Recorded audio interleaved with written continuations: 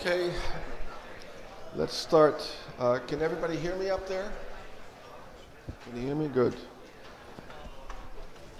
So we're on a subject of decidability, recognizability, and reducibilities. In the text, it's chapter 4, page 165 or so. To remind you, the Chomsky hierarchy that we're covering through this course is a roadmap of all the languages and the language classes and their properties. We have the regular languages, the context-free languages that subsume them, and then all that is within the decidable languages. Then we have recognizable languages, languages that's acceptable by Turing machines that are allowed to not halt and thereby reject implicitly. So that's the roadmap.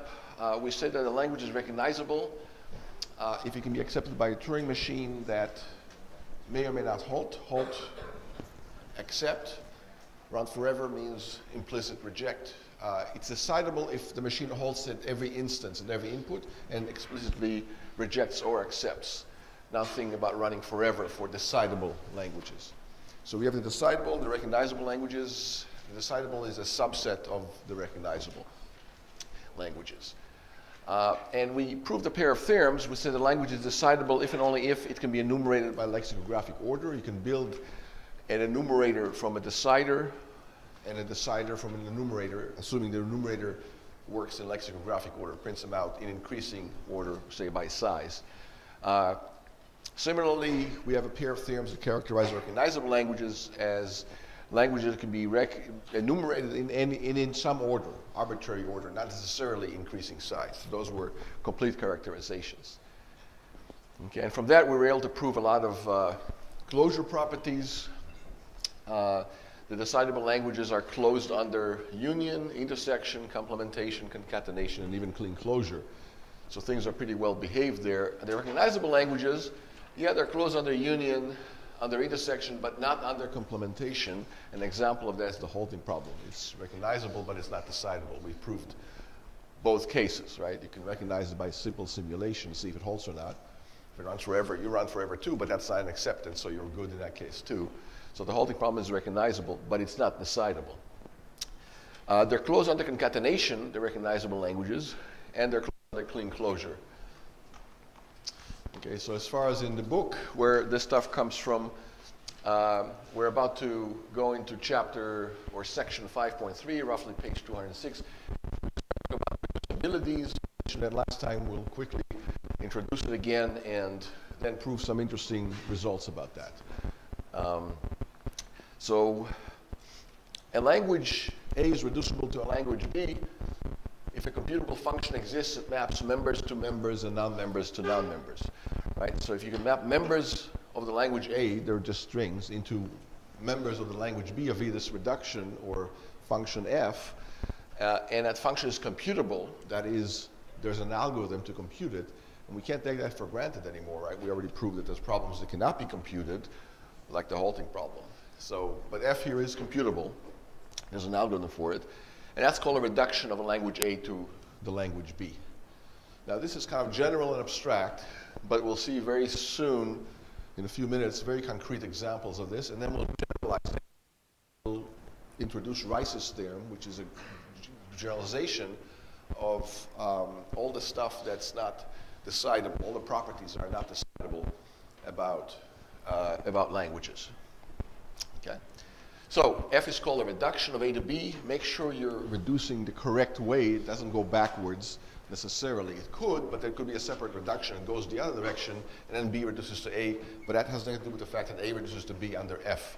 B could reduce to A under some other function, G, that's computable, but that's a completely separate matter. It may or may not have to be the case. Right? There's two separate directions here, so it's very directional. In some sense, that means that A is no harder than B. Why? Because if A reduces to B and B is decidable, you can use the algorithm for a decision inside B to decide membership in A. How are you going to do that? Well, let's say you have a string coming along, W, and you try to figure out if it's a member of A or not. A is just a language. A language is a set of strings. W is a string, so it's either in the language or not in the language. So let's say you don't know how to do that, but you know how to decide membership in B. You have a subroutine, an algorithm to decide whether a string is a member of B or not. But you don't have one for A. But you can build one for A, for the membership decision in A, from the membership decider in B as follows. Take the string W, apply F to it. F is a computable function, so you can apply F to the string W, come up with F of W. And remember, F preserves membership. Members of A become members of B when F is applied to them, right? If W is in A, F of W is in B. So then transform W into F of W. Now you're asking whether F of W is in B or not. And for that, you have a decision procedure. Why? Because B is assumed to be decidable. So decide if F of W is in B, and then you'll know if W was in A or not, which makes A decidable based on the decider for B. Question?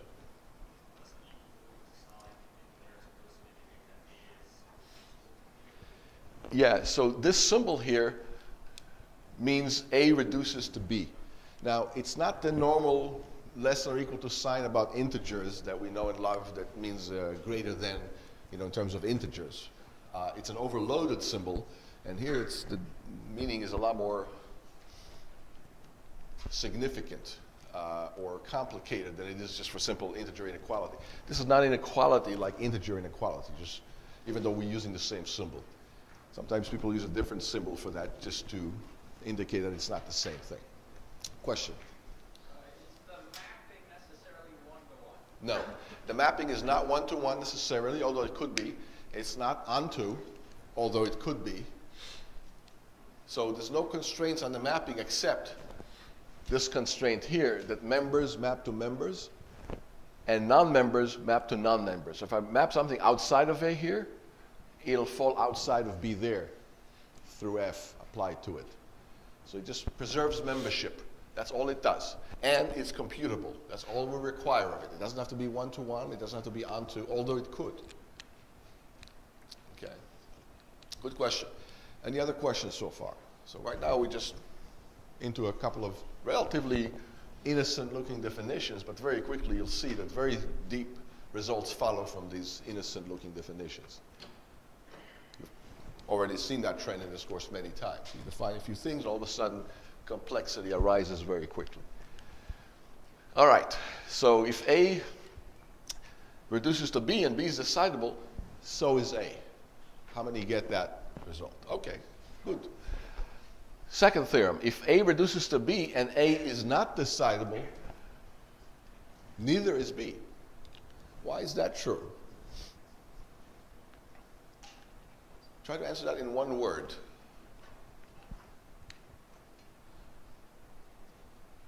Let me give you a hint. What if I say, if it's raining, the ground is wet? Second statement. If the ground is not wet, it can't be raining. It's not raining. What is the second statement in terms of the first? It's a contrapositive. It's basically stating the same thing, just flipping it around. So the second theorem is really the same statement as the first theorem, just stated in contrapositive form. How many get that? All right. Of course, you can also prove it the hard way from scratch. Forget the contrapositive. Let's say you didn't know the first theorem. You just looked at the second, and it's the first thing you saw, and you wanted to prove that from scratch. So if A reduces to B, and A is not decidable, what does that mean? Let's say you're trying to decide A. You're trying to decide if W is a member of A for an arbitrary string W. A is a language, so it's got a bunch of strings in it. The question is W one of those strings? Is it a member of A? And let's say that's undecidable. But let's try to decide it anyway via B. Let's say B was decidable. We know A is not decidable, but you'll see towards contradiction that we can decide it if B was decidable. Take that string W, you're trying to determine whether it's an A or not, apply F to it, and F is computable, so you can certainly apply F to it as an algorithm to do that. You'll end up with a string F of W, and if B was decidable, you can decide whether F of W is in B, but that's if and only if W was in A, and then you'll know if W was in A, if you can determine if F of W was in B. So if B was decidable, A would be decidable too. But A is undecidable, so B can't be decidable either. Otherwise, that would make A decidable as well, but it ain't. So I just proved it from scratch, not using the contrapositive, just like I proved the first theorem from scratch, and then using the contrapositive. Of course, once you prove this second theorem, the first theorem follows from it through the contrapositive as well. Or you can prove both from scratch if you want. How many get all this? Okay, any questions so far? It'll just get deeper and deeper. This is shallow water still, yeah. So since functions are not necessarily one-to-one, would that mean, for instance, that fw also equals fx also equals fy, and then in that case, if you manage to prove that fw, fx, and fy are the same thing, or in B, you would at the same time prove that w, x, and y are all in A? Yes. So he's kind of harping on the point of the one-to-one-ness of f, or the lack thereof, the lack of the one-to-one-ness of f. That's okay. In fact, many things, x and y and z in A, can all map to the same thing, you know, x in B. They can all collide in the range. So many things here can map to the same thing there. That's okay. That still allows us to prove these two theorems, because they just rely on the fact that f preserves membership. It doesn't rely on the fact, it doesn't rely on the non-fact that f is one-to-one or not one-to-one, or onto or not onto, and that's not relevant to prove these theorems and to make everything work here. It just needs to preserve membership and non-membership across this divide between A and B. A is the domain, B is the range of f. Okay, any other questions so far? Yeah.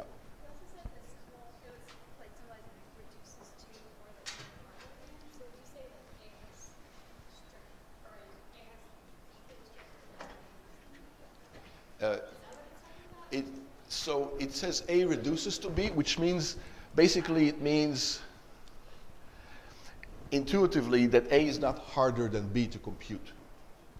Why? Because if you can compute A, you're automatically computing B, right?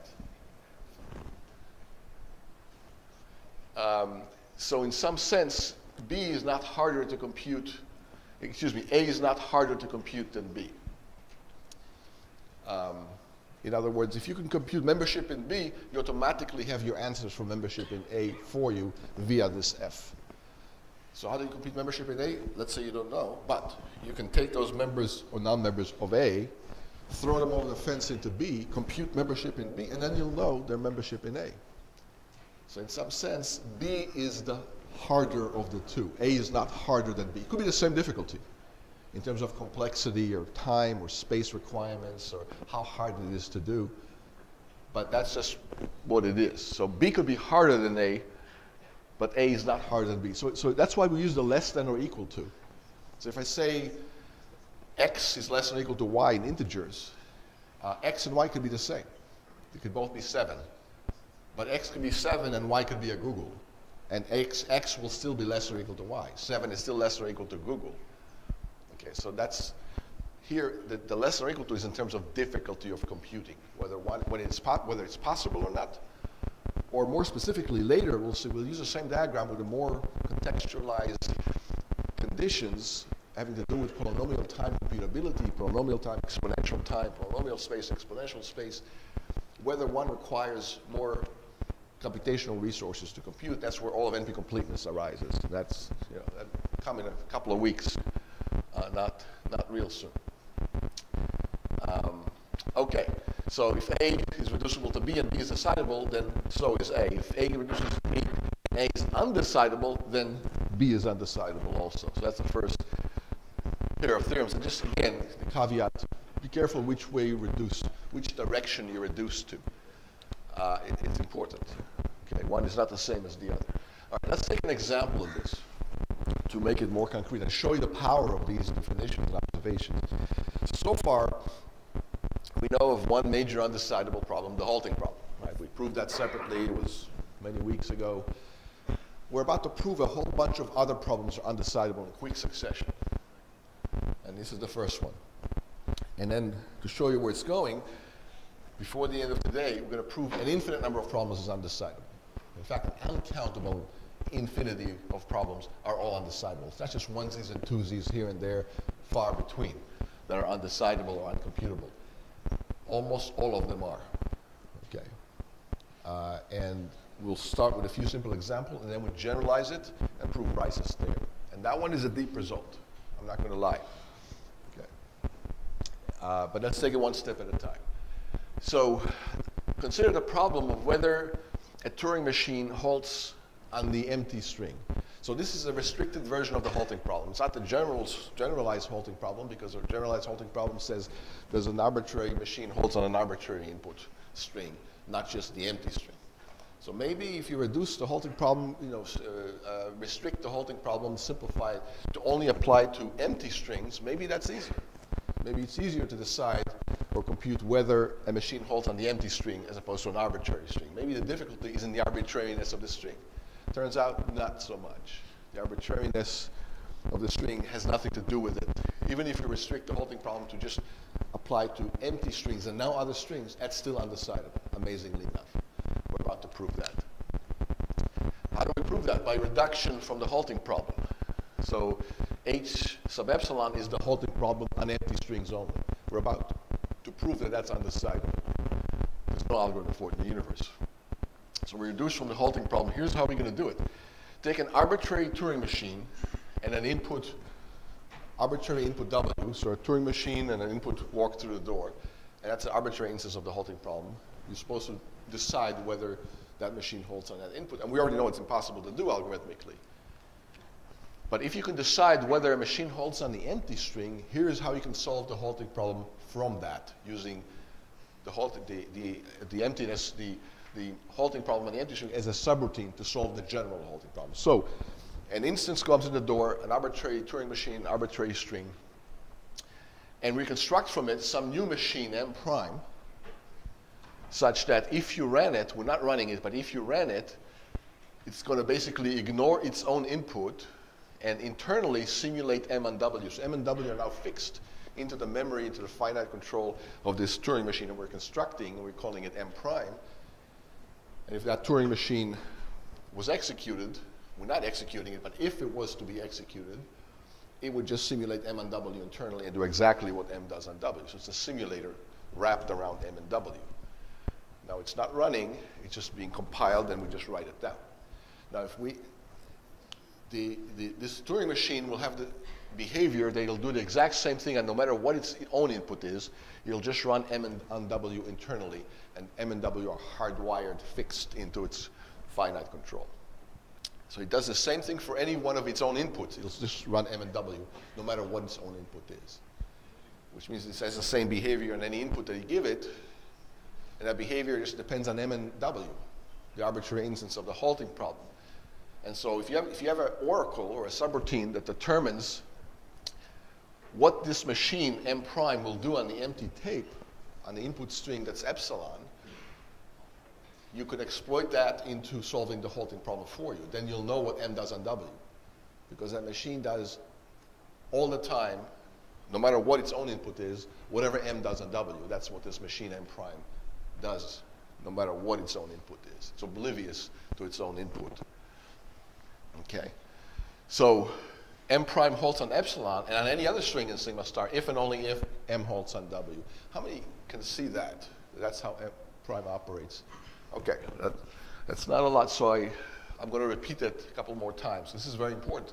All the next few examples will be very similar to this. And I'm emphasizing that we're not running M prime. Okay? So let's do it using some props. So I have some props prepared. There's M and there's W.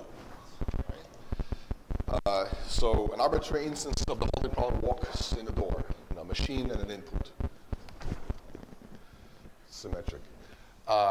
So we want to know what this machine does on this input. That's the halting problem, but we know there's no algorithm for it. But here's how we're going to solve it if we had an oracle to solve the halting problem on the empty string.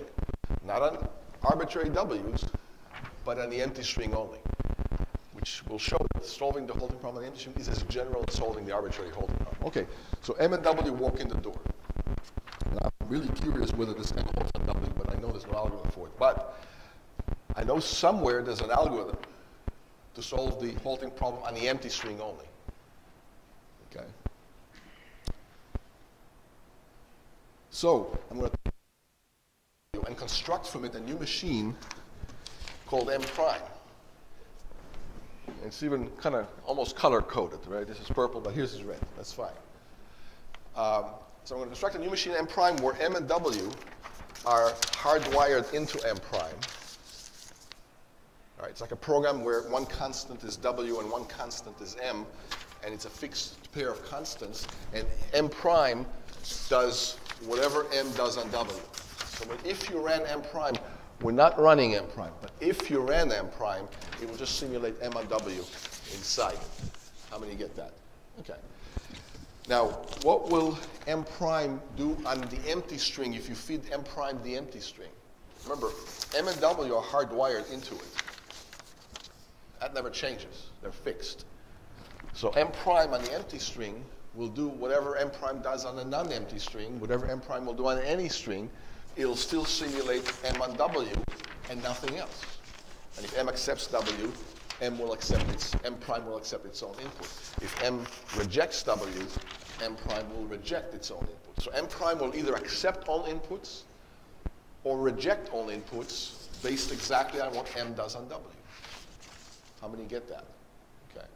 So if I had some oracle, some subroutine, some piece of code, some algorithm that tell me what M prime does on the empty string, this will immediately tell me what M does on W.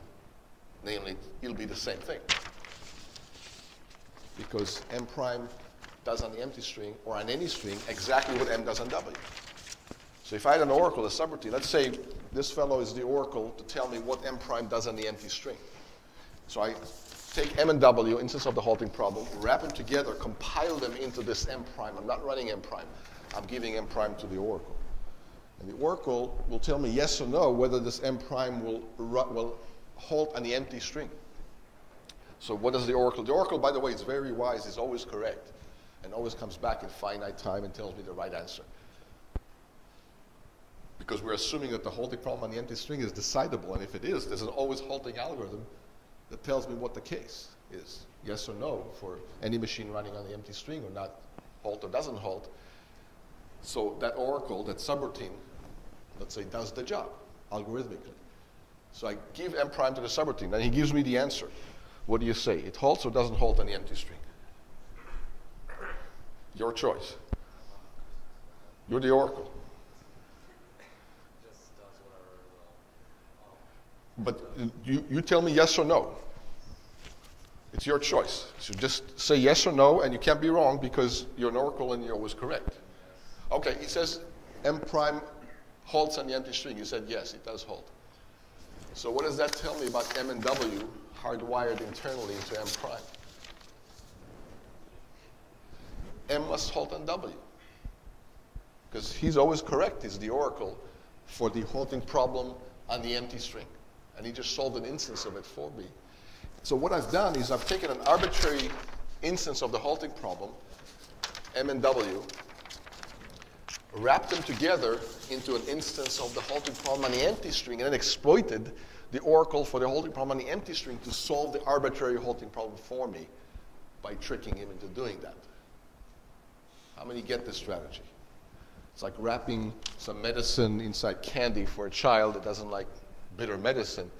You sugarcoat it, you pretend like it's candy, and then the child won't know any better. So the oracle doesn't solve the halting problem in general. He just solves the halting problem on empty strings. That's all it does. Well, I just showed you, if that was the case, if there was a subroutine, an algorithm to solve the halting problem on empty strings, I can exploit that subroutine by calling it once on this program that I compile from an arbitrary instance of the halting problem, and thereby tricking the oracle into solving the halting problem for me, the general halting problem for me, even though that's not what it's supposed to do. He's doing it anyway, using this algorithm. How many get this now? Okay, that's a lot. Any questions so far? Because we're going to see more examples that get more complicated, and then we'll see Rice's theorem, which generalizes all of these examples. That would be deep. Right now we're still seeing some simple examples. Yeah. Basically, in a prime is just like the terms you had, like when it's fed specific inputs of W. That's it. So we're taking arbitrary instance of the halting problem, M and W, wrapping them or compiling them into M primes so we can feed it to the supposed oracle that solves the halting problem on the empty string. So because we know this is undecidable, the job that he's doing is undecidable too. Because if he had an algorithm to do his job, I have an algorithm to solve the halting problem. How? Take the halting problem instance, arbitrary instance, wrap it up into this, and then apply his algorithm to it, and then I'll know what the halting problem solution was to arbitrary instances of M and W. So because I know there's no algorithm for the halting problem, he can't have an algorithm either. Because if he did, I would have an algorithm for the halting problem, which we know doesn't exist. How do we know? Well, Turing showed it, and we proved it too many weeks ago. So I just showed you that the halting problem on the empty string is just as undecidable as the halting problem on arbitrary strings. Are we good so far? Does that more or less answer the question? Now, what if I restrict both the machine and the input together? What if I said it's not just an arbitrary machine on the fixed empty string, but it's a specific machine on the empty string, like Windows 10. Let's say very complicated, long piece of code, Windows 10. A very specific piece of code. It's probably 100 million lines of code or more. That's okay. So it's the empty string, and the program is fixed at Windows 10. No more, no less. Not arbitrary piece of code, not arbitrary Turing machine, just a Turing machine that runs Windows. By the way, a Turing machine can run Windows. How many understand that? Okay. I'm not saying it'll be efficient. I'm not saying it'll be pretty or fun to use, but it can do it. It'll probably have billions of states, but that's okay. All right, so for Windows and the empty string, the question is, does Windows halt on the empty string or not? Essentially asking, does Windows crash? Right. Is that decidable? How many say yes? How many say no? Okay, not a lot of people are voting, and some people voted in either side of the question, yes and no, which is interesting. So it's a split vote.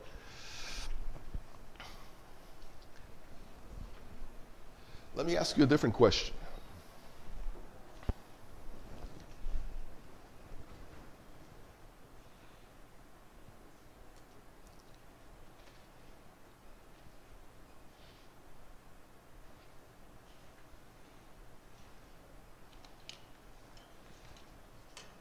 Let's make the question, is there a even number that's not representable as the sum of two primes? Is there an even number that's not representable as the sum of two primes? So 12, is 7 plus 5. Now, it turns out that's the Goldbach's conjecture. That's Goldbach's conjecture. It's an open problem. It's been open for a couple hundred years. Nobody knows the answer to that. But consider the language, and let me write that down.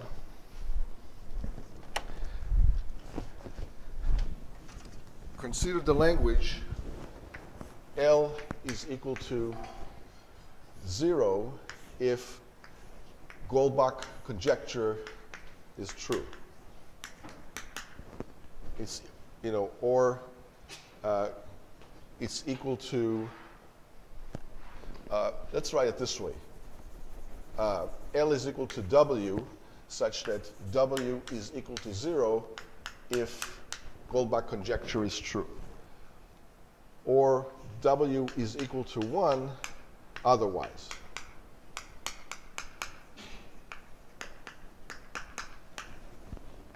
Okay? So the language is this string just a 0 if this open mathematical problem is true. Otherwise, the language is just a single string 1. What's the cardinality of L? Just to make sure you understand the definition of L. Say it, say it. 1. Cardinality is 1. It has one string.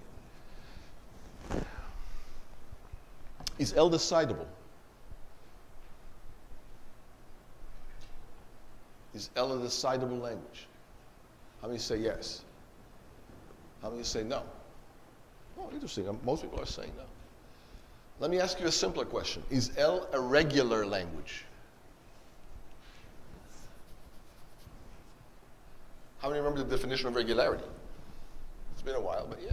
What's a regular language? Accepted by some finite automata. Okay. Is this language L accepted by some finite automata? How many say yes? How many say no? Well, we got people voting both ways. Interesting. That means it's a good question. Glad I asked it. If a bunch of smart people like yourselves get a split vote on a yes-no question, that means right, at least half of us will learn something new in the next few minutes. That's why we're here. Anybody want to argue why this is regular or not regular, this language L? I would think it would be regular until I think it's like not decidable. If it's not decidable, then it doesn't fall in the hierarchy that contains the regular language. So like if you're going to say that it's not decidable, then it's not regular. Yeah, if it's not decidable, certainly it's not regular, because all the regular languages are decidable. The decidable languages contain the regular languages from that Venn diagram, Chomsky hierarchy. That's a good observation. So the question is it decidable? So if it's not decidable, it's definitely not regular, because all the regular languages are decidable. By the way, why are the regular languages decidable? What's the decision procedure for a particular regular language? What's an algorithm to determine whether a string is in or out of a particular regular language? Not a hard question. Simulate the finite automata. That's it. In linear time, in fact, you can do this. It's not even that hard to do. All right, back to this. Is this a regular language? So now we've had a few minutes to think about it. How many say it's a regular language? How many say it's not a regular language? All right, most people are saying it's not a regular language. What would make it a regular language? If it's decidable by what kind of a machine? Just a Turing machine? Regular language? Finite automata, yeah. Good. So the question is, does there exist a finite automata that accepts this language, right? Is what I'm asking you, equivalently to whether it's regular or not. Does there exist a finite automata that accepts this language? I mean, you say, yeah, a finite automata exists that accepts this language. When you say, no, it doesn't exist. All right. Still split vote, and most people are saying it doesn't exist. So let me write one down for you. If I can write a finite automata on the board that accepts this language, you would agree it's regular. How many believe that? Okay. Let me do this magic trick for you.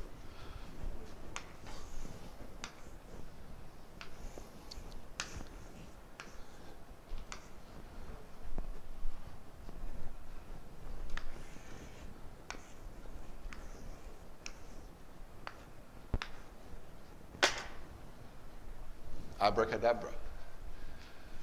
How many agree I've written on the board a finite automata that accepts this language L? How many agree with that statement? How many say I did not do this? How many say I've written on the board a finite automata that accepts this language, and if I've done so, it must exist, otherwise I couldn't have written it on the board? Okay. So a bunch of people are saying yes. Somebody say this language L is regular. And only a few people are saying it's regular. Let me say it's not regular. Some people are still saying it's not regular. Interesting. I thought I pulled a rabbit out of the hat, but maybe not yet. Maybe you're not seeing the rabbit. So let's harp on this some more until you see the rabbit. How many agree that either this machine here or this other machine there, one of them accepts the language? Okay. Why would that not be true? That is true. But how can it not be true? Right? The language is either a single zero or a single one and nothing else. There's only two choices it can be. Goldbach conjecture is either true or it's false. It's called the law of the excluded middle. There's no middle ground. It's not 2/3 true. It's either true or false. We just don't know which right now, but it's either true or false right now, whether we know which one it is or we don't. It's still either true or false. Not later, but now it's still true or false. Right?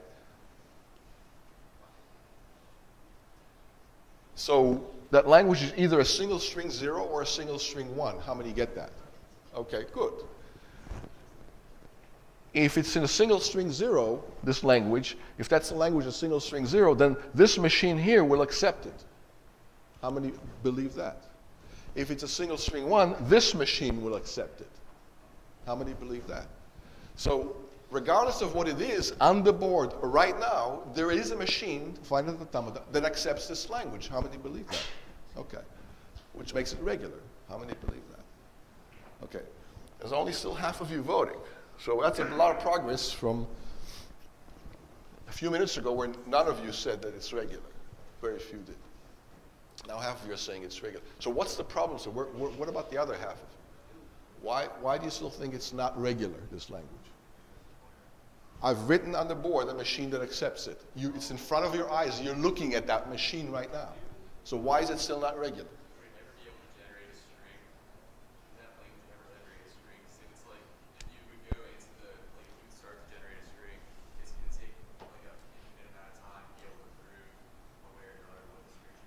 Wait a second. You're confusing the definition here with the language itself.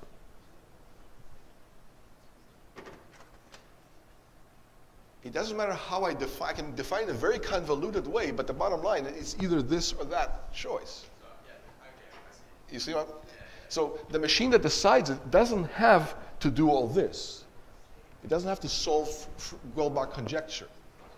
It just has to accept the language that is L. That's all it has to do, right? What if instead of saying W is equal to 1 otherwise, what if I said W is equal to 0 otherwise? Then it'll be either 0 or 0, which means it'll just be 0, which means this is the machine for sure. And now it's regular? So why did this machine now have to solve Goldbach's conjecture? It's defined in terms of Goldbach's conjecture. Because there's a shortcut to solving it that doesn't involve Goldbach's conjecture, even though I use Goldbach conjecture in my definition of choice. But that's irrelevant. You don't have to go down chasing complicated definitions. If you can take a shortcut to the end, you're done. Okay? So how many believe it's regular now if I said 0 or 0? Yeah, for sure. And not only that, you know which of the two machines it is. You know it's this machine now and not that machine. But if I made this a 1, it's still one of the two machines, except now I don't know which. But I know that it's one of them. And in either case, there's a finite automata that exists that accepts this language L, which makes it regular. How many get it now? Okay. So I'm glad I spent 10 minutes on this relatively simple observation, but I know it's confusing. How do I know it's confusing? Because it happens every single semester, that people confuse the existence of something with knowing what it is. You don't have to know what it is for it to exist. In fact, you can prove something exists without knowing what it is necessarily. If you know what it is, more power to you. If I ask you for a prime bigger than a googolplex, you know it exists. How many believe that? A prime bigger than a googolplex? Yeah, of course it exists. Why? How can we be so sure a prime bigger than a googolplex exists? There's an infinity of primes. Good. But try to name one, and you can't. Not right now. All of humanity doesn't know of a specific example. We just know that they're out there. One is not the same as the other. Knowing that something exists and knowing what its value is are not the same thing, necessarily. On a good day, they are the same thing, ideally. Now, just because you can't name it doesn't mean it does exist. Right? If I say there's a prime bigger than a googolplex, that's not enough to say it exists. You have to prove it by showing there's an infinite number of primes. That's a separate proof. But that doesn't give you a specific example. Okay, so any questions about this? Is a subtle point, but a very important point. Because most of you said that this language is not regular 10 minutes ago. And it's very obviously regular. Yeah. So would it change at all if you change that definition to say W equals 0 and just put in the halting problem instead of Goldbach's conjecture? Yeah, so instead of Goldbach conjecture, put in, does Windows 10 stop on the empty string? That particular instance in here, we'll still keep this language 0, 1, which will still keep it regular. But that's a specific instance of the halting problem. One instance, not an infinite family of instances. Any one instance could be solved with a very simple machine that just says yes or just says no. But the undecidability of the halting problem is not the inability to solve one instance. It's the inability to solve all instances with a single algorithm. If I have a finite number of instances, like 17 instances, same problem, right? I can have an algorithm that decides all 17 instances with a 17-way branch if statement. How many get that? A big case statement with 17 branches will solve the first 17 instances of the halting problem. Am I saying something really strange with all this, or? I could have said it's 0 if the stock market will be up, will be down tomorrow. Let's say the Dow Jones Industrial Average will be down tomorrow. This W will be 0. It'll be 1 otherwise. If the Dow Industrial Average will be up, or in any other case. And the reason I say otherwise because there may not be a Dow index tomorrow. If tonight there'll be a World War III, then there won't be much left. Tomorrow, much less a Dow index and a stock market and whatever. So that's why I say otherwise as opposed to up versus down. Now, is that language regular? If it was 0, say, if the Dow was up, and 1 if it's down. Well, let's do it the other way, because say if it was 1, if it's 1, let's flip the 1 and the 0 around. So the positive sense of this question will be the 1 if it's true. The 0 otherwise not true. So if the Dow is up, it'll be 1 if it's not up tomorrow, or if there's no Dow tomorrow, whatever, it'll be 0, all the other cases. How many say that's a regular language? Yeah, now you're getting it. Why? How can a finite automata know the future of the Dow a day ahead of time? Doesn't have to know it. One of these two machines will accept this language regardless of what happens tomorrow or happens tonight or doesn't happen tonight or doesn't happen tomorrow. So just decouple those things in your mind. The existence of an object with the notion of knowing its value. That one is not the same as the other. And this is a nice example of this. Now, if you know the value, certainly it exists. But if you don't know the value, it doesn't mean it doesn't exist. It may or may not exist. So if I say give you an integer between a quarter and a third, do you know its value? Do you know the value of some integer between a quarter and a third? No, you don't.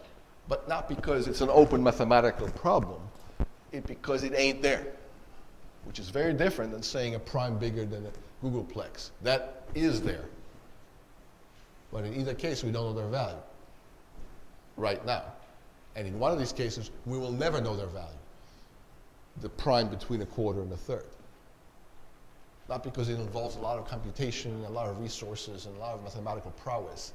No, because it ain't there, which is very different than something there that we just don't know its value. Okay, so any other questions about this? So when we say the halting problem is not solvable, we're not saying we're not smart enough to solve it. We're not saying maybe some deity and some omniscient and omnipotent can solve it. No, I'm saying it can't be solved because there's no algorithm in the universe to solve it, not even in theory. Such a thing doesn't exist, like a quarter, like a number between a quarter and a third, an integer between a quarter and a third. That's what we're saying. That's a lot worse than saying there's a very big prime that we can't write down right now, but it is there, trust me. That's not the same. Okay, so I hope this proves this point about existence versus knowing its value. So what we're saying is that there's no algorithm to solve the halting problem in the empty string. It doesn't exist. It's a unicorn. Okay, it ain't there. Yeah. Sorry, so does that mean that there does exist an algorithm that solves the halting problem for a specific Turing machine? Yeah, so separately from that, it happens to be true that if you take a particular Turing machine, a specific one that I'm thinking of right now, there's no algorithm that tells you what it does on arbitrary strings. That specific fixed machine. And which machine do you think I'm thinking about right now? try to come up. So in other words, we're reversing it. Here, we're fixing the string at epsilon, and the machine is arbitrary. He's saying flip it around, or at least that's what I think he's saying, is flip that around. Fix the machine and let the strings vary across sigma star. But now the machine is fixed, not the string. Which machine do you think you'd want to pick as a fixed machine that on arbitrary inputs will still remain undecidable? The one that doesn't involve the input in its decidability? Okay. So if I have a very simple machine that just immediately stops and says yes or no, is that undecidable on arbitrary inputs? Machine that tries to figure out the halting problem just ignores the input. Okay, that's interesting. A machine that tries to figure out the halting problem but ignores its own input. Which program that you've used in the past is the most complex in its possible set of behaviors, the most polymorphic, the most general, the most jobs it can do that other programs can based on what you feed it as input? You've all used programs like this many times. Let me understand my question. Which is the most powerful program you've ever used? The one that can do the greatest number of different tasks based on what you feed it as input. A compiler, thank you. How many see that? Yeah, a compiler. Why is a compiler so powerful? Why is it more powerful than any other program you've ever used?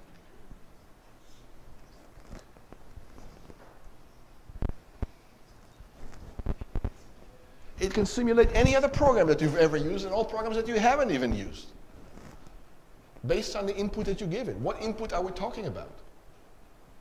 What is that input that you give it that will make it play, the video game Second Life versus make it run a browser versus make it run an operating system versus make it play tic-tac-toe with you versus, take you shopping on the web or whatever? What is that input that makes it do all these different things? What are these different inputs? Your programs that you're compiling, those programs are strings. And based on what string you feed a compiler, you're making it do arbitrary things. Right? This is deep. It's not that complicated now that you think of it, but it's deep and subtle. So yeah, a particular machine, a compiler, its behavior in arbitrary strings, undecidable. Because it can simulate any other Turing machine. Restricting it to that one machine doesn't really hobble it or constrain it very much, because it can do the work of any machine anyway. So it's as good as having arbitrary machines there. Okay, back to this. So what have we done here? We've taken an arbitrary instance of the halting problem, machine and an input, or a program and a data file, however you want to think about it. We don't know how to solve that in general, whether that would be also that input, but we do know that if you wrap it up, compile it in M prime, it just basically simulates it, and those two things now are hardwired into the memory of M prime. We're not running M prime.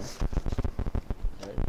M prime is not run. It's compiled to do this thing if you ran. Then we feed it to the oracle. The oracle says yes or no. It halts on the empty string. Then we'll know what N does on W. So we solved the halting problem based on a subroutine that solves the halting problem on the empty string, which means the halting problem on the empty string is just as hard as solving the halting problem. They're both undecidable. Okay. How many understand all that? Just to recap. Okay. Any questions so far? All right. Now let me ask you a question.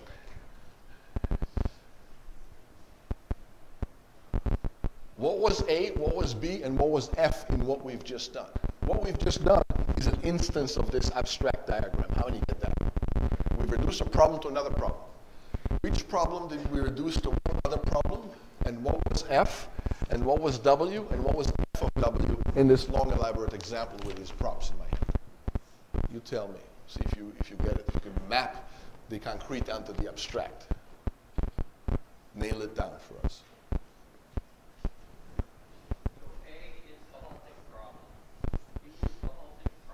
Specifically on the empty string, W would be M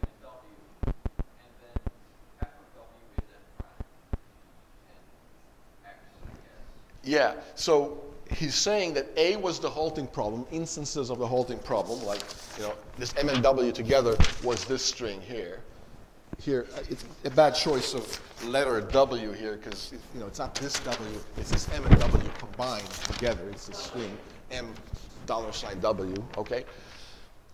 So A is the halting problem, B is the language of all strings representing the halting problem on the empty string, all the programs that halt on empty strings. Here's all the program that halts on their attached strings, M $W. So A is the halting problem, B is the halting problem on the empty string. F is what? What is F, the function F? See if you can nail that one down. Somebody else. What is F here? What is F on the slide here?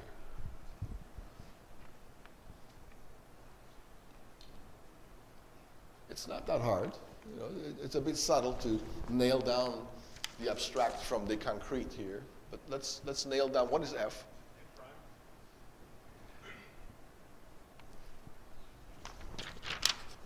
M prime is close. It's very close. M prime is this guy, F of W. Right? How many see that? M prime is F of W. It's what we converted this into. We converted it into M prime so that we can detect membership now in B, the halting problem on the empty string.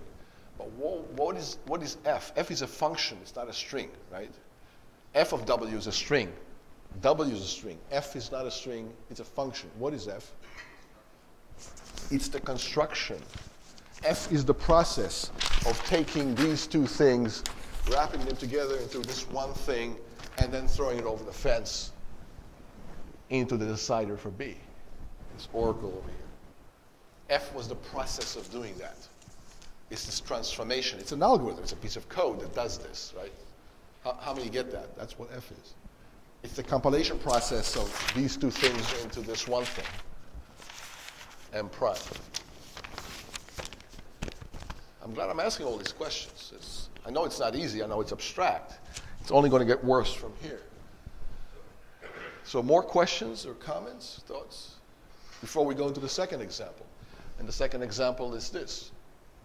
We're going to prove that the question of whether the language of a Turing machine is empty or not is undecidable. So I have a Turing machine and I say, is its language empty? Does it accept anything at all or nothing?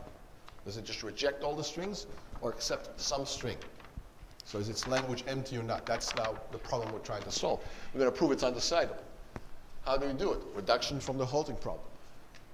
How do you reduce it from the halting problem? Same as the previous example. Take an arbitrary Turing machine, right, and construct a new machine from it. Basically,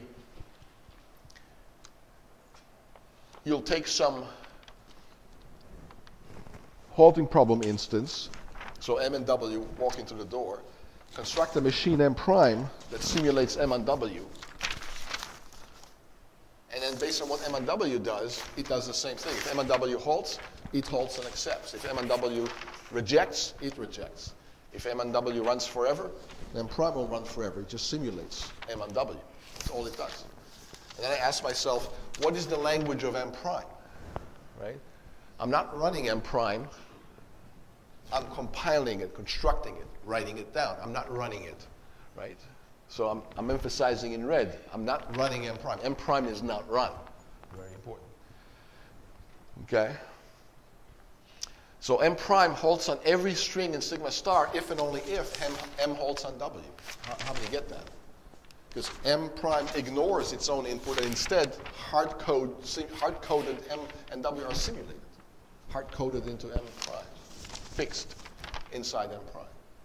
So M prime will either halt on all strings or not halt on all strings. Its language will either be sigma star or it'll be empty, based on whether M halts on W. Right? So let's say we have an oracle that tells me whether the language of a particular machine is empty or not. Let's say you're the oracle. You tell me, is the language of M prime empty or not? What do you say? Empty. He says it's empty. So, and he's an oracle. He's always correct, very wise, omniscient, always in constant time gives me the answer. And he gave me the answer that it's empty. So if it says If M prime, the language is empty, what did M must do on W? Halt or not halt?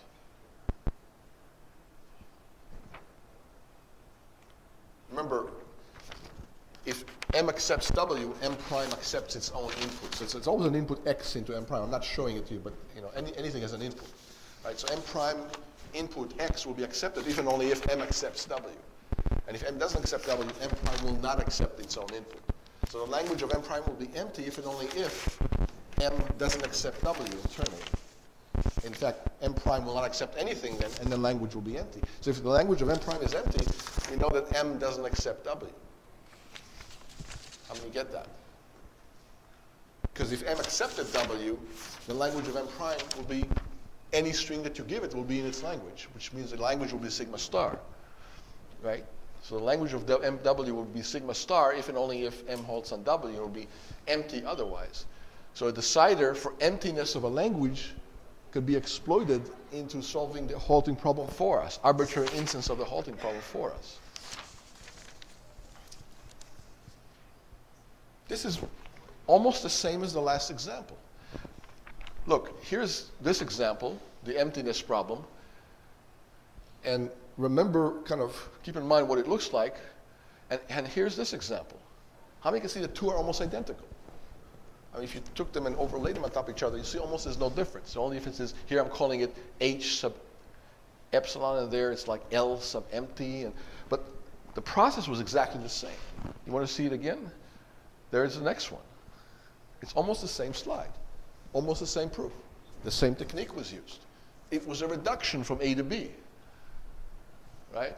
It was one of those things. How many can see that? I've reduced the halting problem to the problem of solving the emptiness language of a machine or a piece of code or an algorithm, whether it accepts anything or nothing at all. You see how powerful this simple diagram is, right? In the book, it's on page 207. There's the picture in the book. Members of A map to members of B, and non-members of A are mapped to non-members of B. It's called a reduction or reducibility, right? So it's very important that you read the book on page 206 and 207 and thereafter to reinforce everything I just told you. It's not long, it's just a few pages, it's only a couple of slides, but it is subtle. And there's a lot of implications that follow from that, namely the undecidability of many other problems besides the halting problem. So in some sense, the halting problem captures or encapsulates many other problems too. This phenomenon happens all over computer science. The problem of finding the median is captured by sorting. If you have a subroutine that sorts, how could you quickly find the median from it? I don't want to be presumptuous. What is the median of a bunch of numbers? The median of a bunch of integers is, how is it defined? Not a trick question. The median. It's the midpoint, the one that's in the middle if they were sorted. So if you have a subroutine that sorts, you can easily find the median from it. How? Sort it, look in the middle. Right? That's a reduction too. So what I've just done with sorting in the median, I reduced one problem to the other. What's A and what's B here in this example about sorting in the median?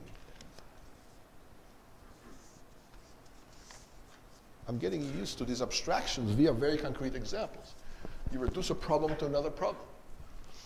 So A is unsorted version, B is unsorted version, and sorting. Yeah, so you reduce median to sorting, right? And you see how it goes. So essentially, you've been doing this all along when you programmed.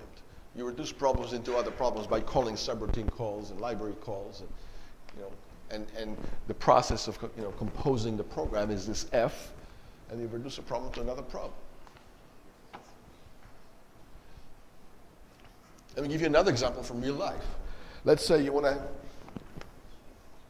to become wealthy. That's your goal. And you're not sure how to become wealthy. It's tricky. If it was so easy, everybody would be doing it. Right? So you're not sure how to become a millionaire, but you can reduce it to another problem. Actually, there's lots of ways you can do the reduction to other problems. But You want to become a millionaire, you're not sure why, but you can reduce it to another problem, like what? How to find a job that pays well. Yeah, if you have a high-paying job, you'll be a millionaire very quickly. If you get into 6 figures, just wait a few years, you'll be there, right? Or even 2 years. So you reduce the problem of becoming a millionaire to the problem of finding a high-paying job. Let's say you're not sure how to find a high-paying job. What would you reduce that problem to? We're doing this in real life now. In fact, you are all doing this. Reduce the problem of finding a high-paying job to some other problem that's a little more doable and more concrete. How are you solving that problem? Presumably, all of you are trying to solve that problem right now and for the last few years. Find a very well-paying job. Move to a country with high inflation. That won't necessarily work. Let me show you why. I'm holding in my hand a $100 trillion bill. This is Zimbabwe dollars. And pass it around quickly, and I want this thing back. Okay? $100 trillion, please don't steal it. Just for your information, so you don't tempt it to steal it, in Zimbabwe you'll get you a cup of coffee, if you're lucky. Okay. So high inflation won't quite do it. See, I'm just full of good examples, right? Just pulled one out of my wallet. Okay, so back to high-paying job. How do you get a high-paying job? This is a real bill, by the way. It's called hyperinflation. How many zeros in 100 trillion? That by itself is not obvious, right? High-paying job. Reduce it to another problem. How to get the skills to be highly well-paid, employable, right? That companies will want to pay you a lot of money for. How do you do that? Do you really need a hint on that one? Study. You're all doing this right now. The reason you're here is you're trying to solve this problem. You're trying to acquire skills that will make you highly employable at high salaries. I assume that's why most of you are here, not just for the fun of listening to me, although, I'm sure that's fun too. Okay, so you reduce the problem of becoming wealthy to the problem of getting a good education. That's what you've done. You've done this, you're doing this right now. How many get this? So all of life is full of examples of this phenomena, reducing a problem to another problem. And so therefore, you can say that because reducing the problem of being wealthy to the problem of getting an education, the problem of getting an education is not harder than the problem of becoming wealthy. How many get that? These theorems even kick in.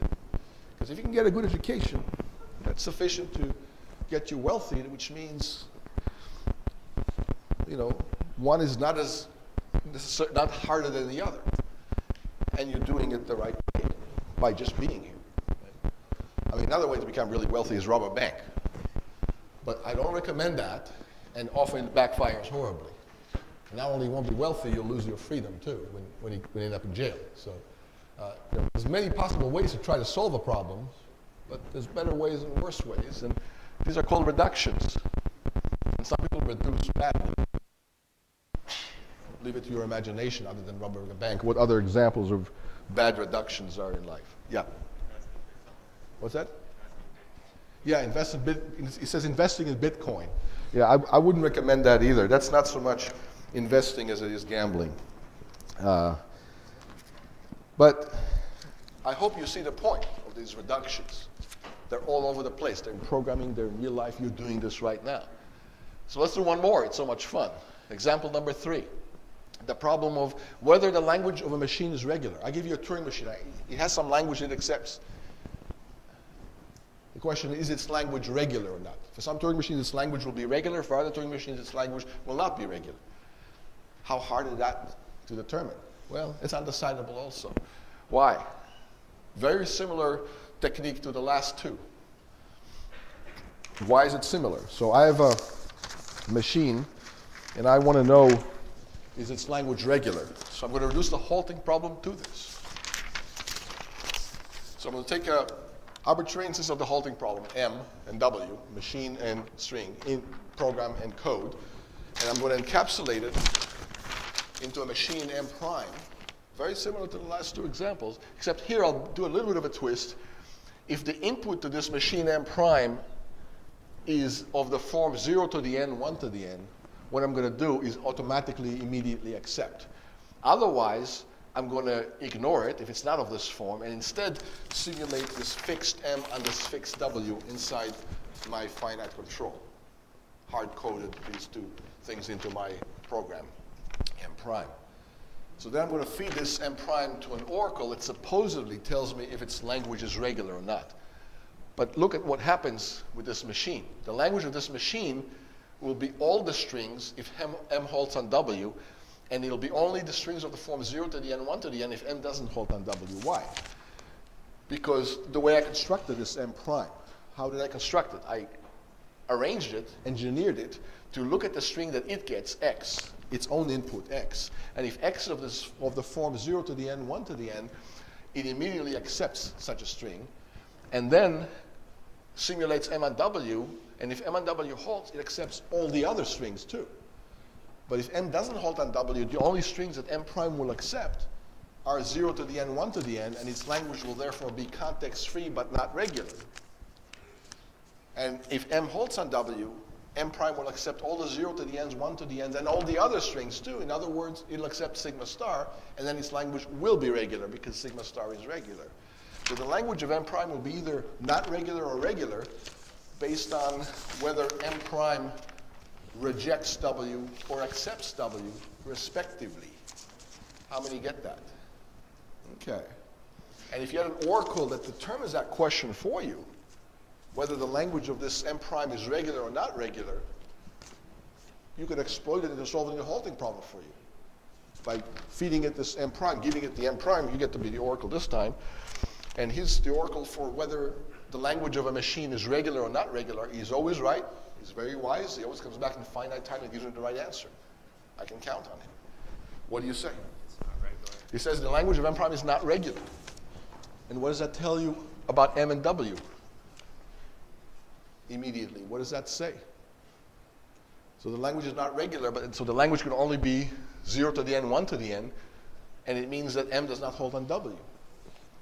And so I know that M didn't hold on W. I can do this for any M and W by calling that oracle at once. And an oracle doesn't know how to solve the halting problem. All it does is knows how to tell me whether the language of a machine is regular or not regular. He supposedly has an algorithm for that.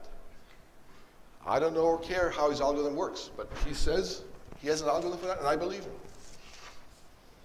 And if he had an algorithm for that, I just gave you an algorithm to solve the halting problem based on his algorithm called as a subroutine, just once.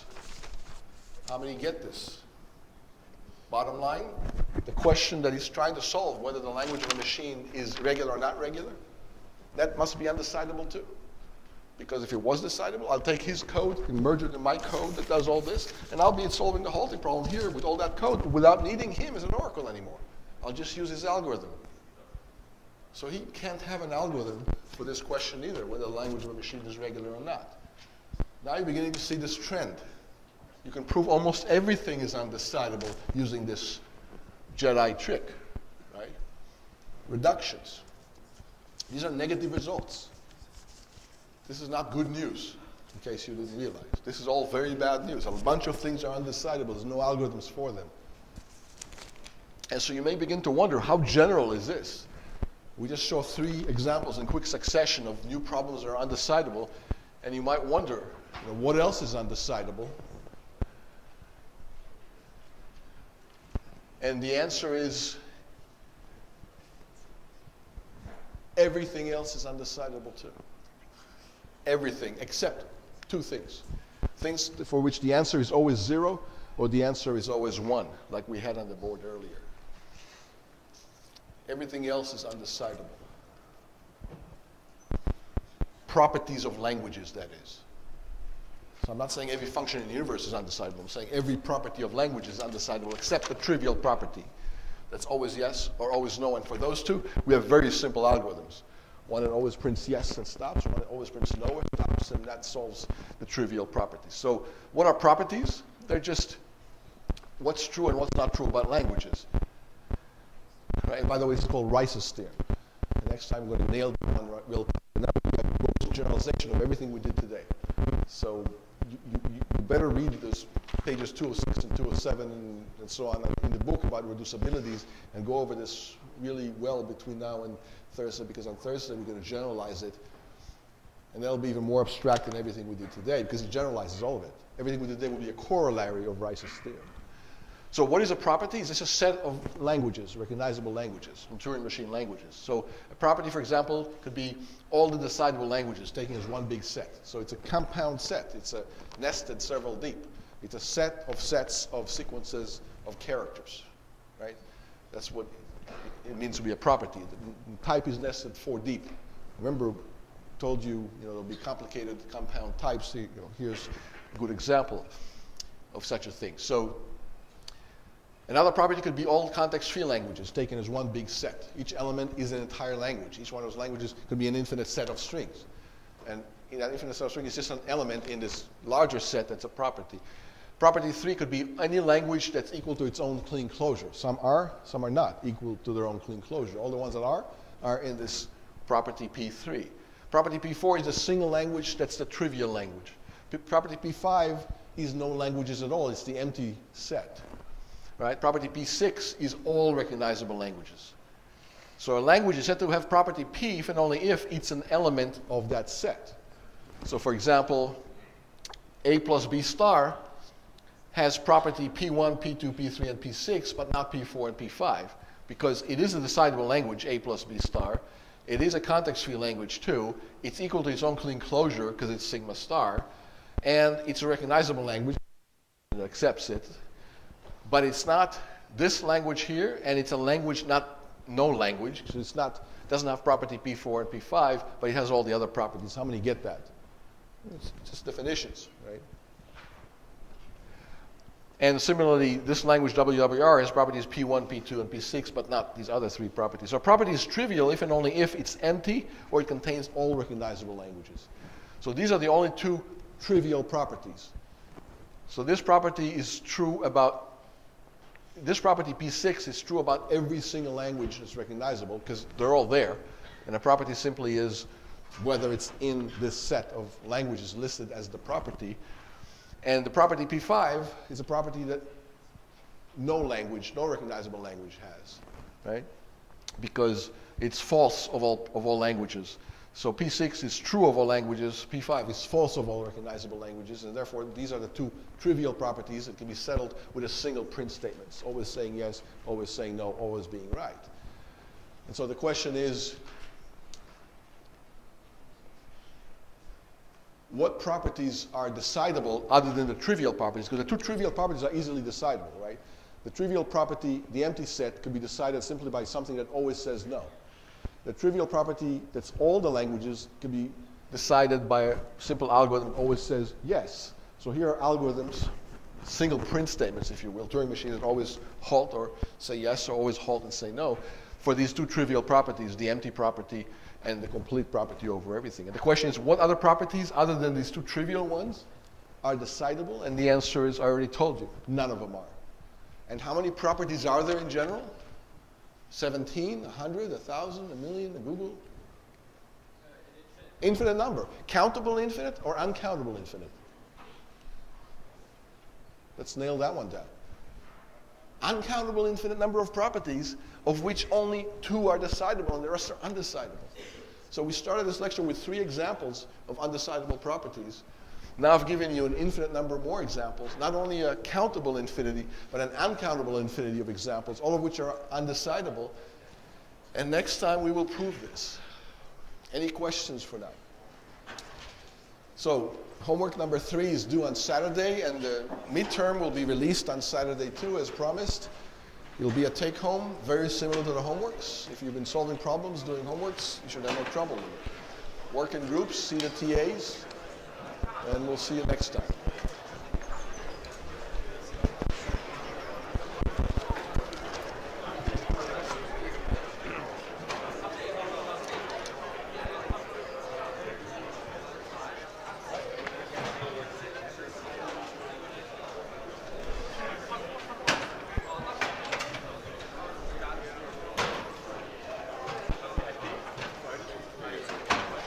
Thank you. I got my money back.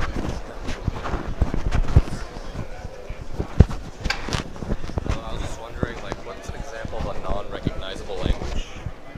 Because if I comment on it, right, insert everything into my group table, I get that exact same.